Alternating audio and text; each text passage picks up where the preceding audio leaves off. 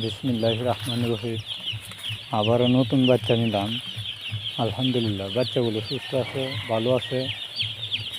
দেখতে পাচ্ছেন বাচ্চাগুলো অনেক স্পিড ভালো।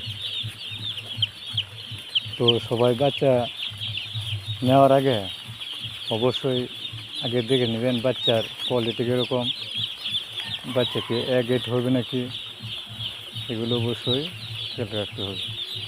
আর যদি আপনি 2 নম্বর বাচ্চা নেন তাহলে মনে করেন বাচ্চার প্রচণ্ড ক্ষতি হবে।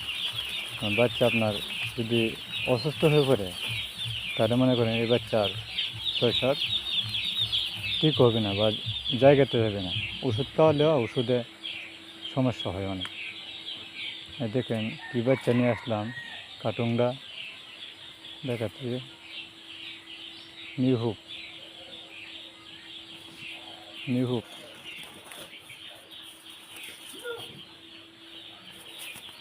বাচ্চাটার নাম হলো কোম্পানির নাম হলো নিউ হুক ইপি এগেট, মানে এটা আপনার 1 নম্বর বাচ্চা আর কি, যেটাকে বলা হয়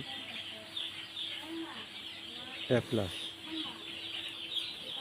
অবশ্যই বাচ্চা নেওয়ার আগে ডিলারকে বলবেন যাতে 1 নম্বর বাচ্চা দেয়। হ্যাঁ, 1 নম্বর বাচ্চা দিলে আপনার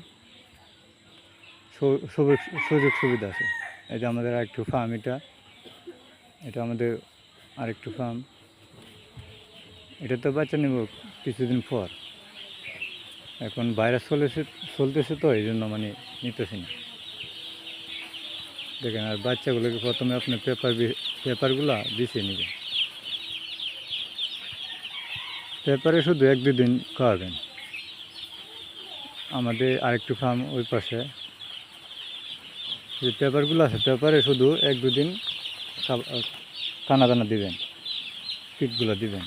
কারণ বেশি দিলে তারপরে লেদার যদি বড় হয়ে যায় মুরগির লিটার, তাহলে খাবারের সমস্যা হলে বাচ্চারও সমস্যা হবে। তারপর অবশ্যই ডিমের মধ্যে খাবার দেবেন। প্রথমে টিন সিট দিয়ে তারপর বুটার টেঙ্গে,